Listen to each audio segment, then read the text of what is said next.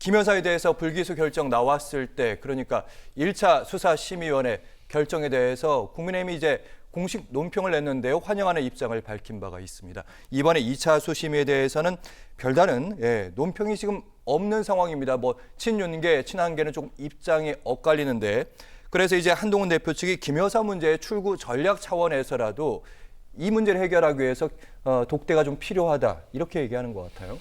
또 그렇게 얘기했는데 결국은 건배사나 아니면 모두 발언조차 할 기회를 주지 않았다는 거잖아요. 그리고 또 독대 필요성을 얘기할 때 대통령실에 김건희 여사 문제에 대해서 얘기했으면 좋겠다, 이렇게 얘기를 했다고 하는 거고요. 결국 독대가 무산된 건 김건희 여사 문제 관련한 의견을 전달하는 걸 대통령이 원하지 않았다, 이렇게밖에 생각할 수가 없는 거예요. 이건 뭐 제가 추정하는 것이 아니라 이미 다 공개가 된 내용이기도 합니다. 그러면 대통령이 지금 김건희 여사 한 명 지키기 위해서 지금 집권여당의 대표하고도 만나지 않겠다는 의사를 표현한 것이나 다름이 없는 거거든요. 근데 오늘 보수신문들이 일제히 조선동아중앙 사설에서요, 지금이 그렇게 한가한 정국이냐, 이렇게 비판하고 있어요. 의정 갈등도 굉장히 심각한 양상이고요. 그나마 대형 병원들이 좀 돌아간다고 얘기하는데 암 환자들 수술은 앞으로 1년 정도까지는 다 영향을 미쳐서 수술하지 못할 거라는 얘기까지 나옵니다.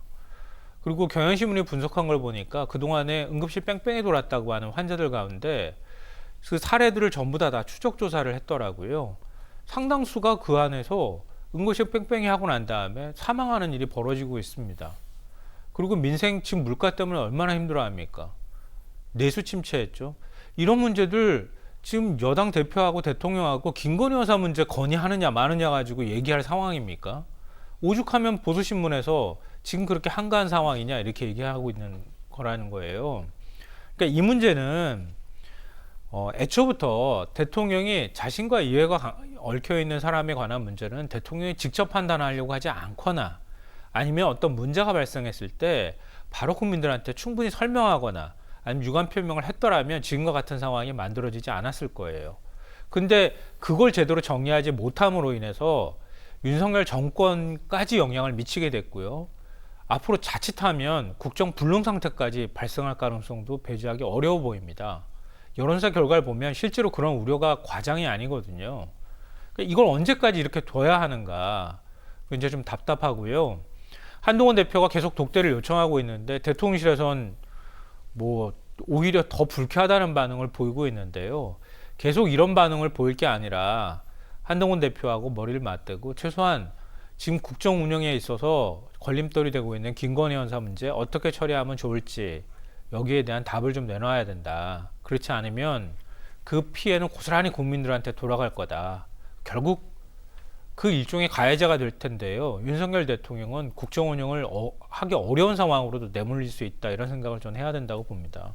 알겠습니다. 근데 지금 이제 사실은 뭐 국민의힘이나 집권 세력의 정치력이랄까, 정치의 수준이랄까, 이게 참 난감할 정도로 좀 낮은 단계로 좀 떨어진 게 아닌가 싶습니다. 그 예를 들면 윤석열 대통령이 대선을 치를 때 아크로비스타의 본인 사저죠. 아크로비스타 그 아주 지근거리에서 대통령을 모셨던 분이 지금은 대통령과 거리가 멀어지고 한동훈 당대표의 최측근이 돼 있습니다. 그런데 그런 사람들이 굉장히 정치적인 어떤 수준이 높은가? 그게 아니라 그때그때 그 사안마다 땜질식으로 대응을 하는 경우들이 너무 많기 때문에 전반적으로 대통령이 있는 용산도 그렇고 한동훈이 있는 이 국민의힘 당도 그렇고 정치를 하는 수준이 저는 너무 낮다라고 봅니다. 지금 독대 프레임에 지금 양측 모두가 욕을 먹고 있는 상황인데, 한동훈 당대표에게 저는 이런 그 조언을 좀 드리고 싶은데, 그냥 본인의 길을 가면 됩니다. 굳이 어줍지 않게 본인 스타일에 맞지 않게 타협과 협의와 합의와 그다음에 일정 정도 양보와 대통령의 어떤 뭐 수긍과 이런 걸 끌어내다 보면 본인의 정치적인 어떤 자산들을 다 상실할 수 있다는 점을 지금이라도 자각을 좀 했으면 좋겠습니다. 네. 다시 명품 가방 사건으로 다시 돌아와 보도록 하겠습니다. 오늘 심우정 검찰총장이 이창수 서울중앙지검장으로부터 보고를 받게 됩니다. 이제 관심은 이런 겁니다. 수사심의위원회의 결과를 권고를 받아들이느냐. 이 과거 사례를 좀 살펴보면요. 수심위 결론 검찰이 수용하지 않는 사례도 여러 보입니다. 2020년까지 거슬러 올라가는데 이재용 삼성전자의 회장에 관한 사건 두 가지가 열려 있습니다. 경영권 승계 의혹에 대해서 수심위는 수사 중단 불기소 얘기했고요. 검찰은 기소를 했습니다. 그리고 2021년에는 프로포폴 투약 의혹이 있었는데 수사 중단을 수심위가 얘기했고 검찰은 수사 후에 역시 기소를 했습니다. 그러니까 수심위는 하지 말라고 하는데 검찰은 계속해서 기소를 하고 있는 겁니다. 그리고 2020년 검언 유착 의혹 사건, 당시 한동훈 검사장이 수사를 받았습니다. 여기서도 이제 수심위는 수사 중단하라 하지 말라, 검찰은 수사를 계속했고요. 그리고 월성 1호기 조기 폐쇄 의혹, 백운규 전 산자부 장관 수심위 역시 하지 말라고 했고 검찰은 역시 기소를 거쳤습니다. 이번엔 좀 어떤 결론이 나오게 될 것인지 지금 보니까 언론은 두 가지로 좀 나누긴 했는데 어쨌든 불기소하지 않을까 오늘은 좀 그 방향이더라고요. 이미 뭐 보도가 되고 있는 상황입니다. 오늘 이창수 서울중앙지검장이 심우정 검찰총장한테 주례 보고를 한다는 거잖아요. 네, 불기소로 주례 보고를 할 것이다. 이렇게 전망이 아니라 검찰 내부에서 흘러나오는 얘기를 언론이 보도하고 있는 상황이에요. 앞서 이제 이전 사례를 말씀하셨는데요. 수심위에서 불기소를 권고를 했는데 기소한 경우는 4건이 있었어요. 근데 수심위에서 기소하라고 했는데 기소하지 않은 건수, 불기소한 건수는 단 한 건도 없습니다. 이번 건 같은 경우에 최재형 목사 지금 청탁금지법 위반으로 기소하라고 나온 거잖아요. 근데 검찰은 불기소한다는 쪽으로 지금 기울어져 있는 것 같아요. 왜 불기소합니까? 근데 이번에 수심위도 굉장히 좀 코미디 같은 장면이 나왔던 거 아니에요? 청탁금지법 위반 혐의를 받고 있고 선물을 준 당사자는 제가 법을 위반했습니다 라고 이실직고를 하는데 가서 검찰은 오히려 그런 범죄자들을 기소해야 되는 역할을 해야 되는 것인데 오히려 거꾸로 저 사람은 죄가 없습니다. 그걸 방어를 하고 있었다는 거예요. 이게 얼마나 코미디 같은 일입니까? 왜 그렇게 했겠습니까? 김건희 여사기 때문이에요. 그 왜 달리 설명할 방법이 뭐가 있습니까?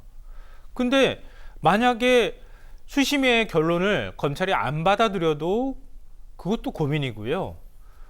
그리고 김건희 여사만 만약에 불기소해도 국민들한테 거센 비판을 받을 것이기 때문에 차라리 그냥 2명 다 불기소하는 거로 결론을 내버립시다.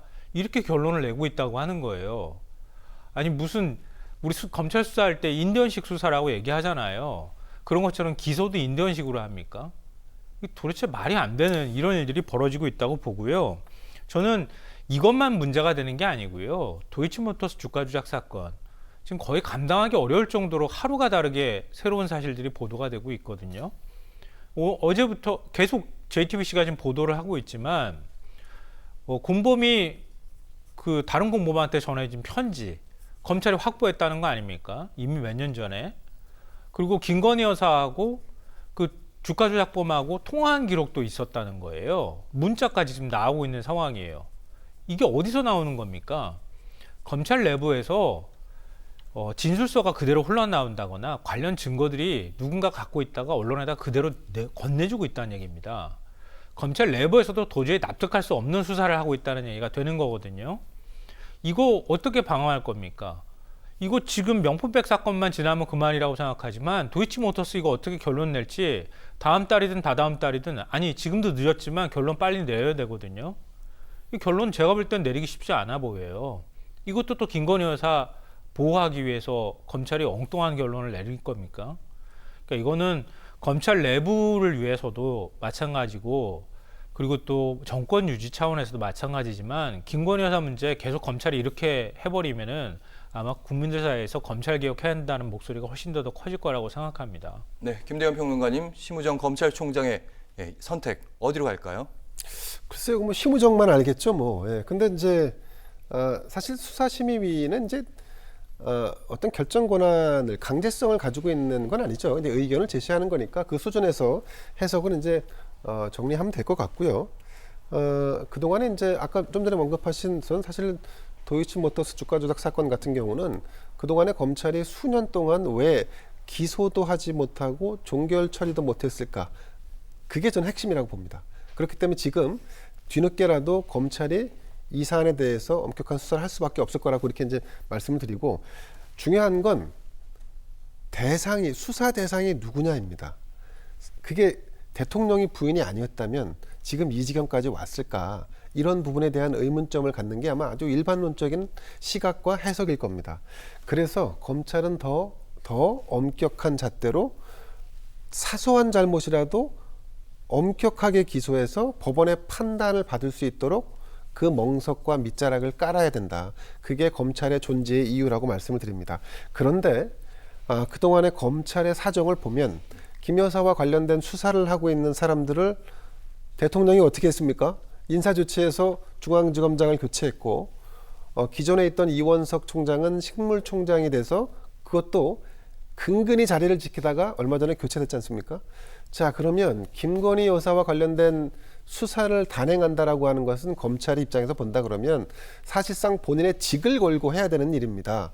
그래서 저는 이 정권을 위해서도, 검찰을 위해서도 누군가 검찰 내부에서 자신의 직을 걸고 김건희 여사와 관련된 기소를 결단을 내리기를 기대해 봅니다. 하지만 심우정 검찰총장은 기획통이고 지금 윤석열 대통령의 심기를 건드리지 않을 가능성이 높기 때문에 결국 일반 언론이 보도하는 것처럼 불기소 결정을 내릴 텐데 그 다음은 특검이겠죠.